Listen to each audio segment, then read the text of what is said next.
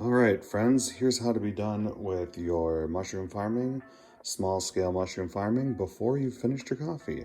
So make your coffee however you do it.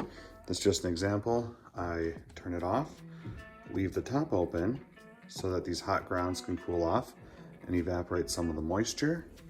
Come over under the sink. Let's do this one. This will be a good example. This is snow oyster.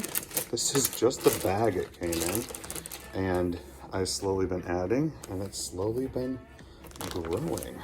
Let's look at one of these. This is the same thing, just a little bit of scrap of mushroom, and my mycelium's actually really enjoying it. These are oyster mushrooms. This is nice and cool. Take out my basket.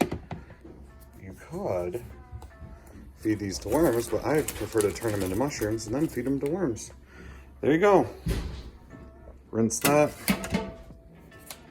Put the clip back on, and you're done.